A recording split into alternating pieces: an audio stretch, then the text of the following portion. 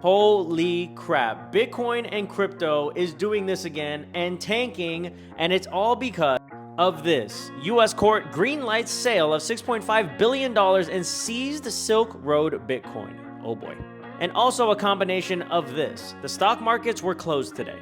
Now, am I worried about any of this? No, not necessarily. Here's why. Now, I get it, scary headline. Everybody is worried that the US government is going to dump $6.5 billion of Bitcoin onto the market and crash it down to zero. Well, here's the thing about that. This was not settled just yesterday or the day before that.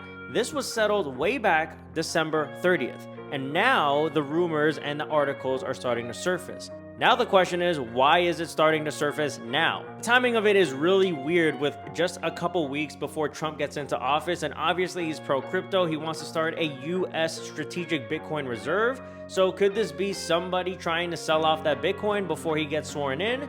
We can only speculate. One thing I do know though, right before crypto goes parabolic, there is always a fear-driven event, just like the one we're experiencing right now. This was last year, 2024. Big drop before we go parabolic. This drop here caused a lot of fear in the markets in 2021, right before the bull run actually kicked in. And it happened multiple times during the 2017 bull run. And would you look at that? The crypto fear and greed index has been in greed all month, all last week, up until yesterday, and today it has dropped down to neutral. So that fear is definitely here. Now, I got to give you the bearish side because from a technical standpoint, things are not looking too good. The last update I gave was when Bitcoin was shooting up to $102,000 and it took out that previous high. That invalidated the downtrend, started a new uptrend, and what I said was Bitcoin can come back down, it just cannot cross this low right here. Well, guess what happened today? It did dip below that low right there, as you can see. That, technically speaking, is not good, but let me show you something else.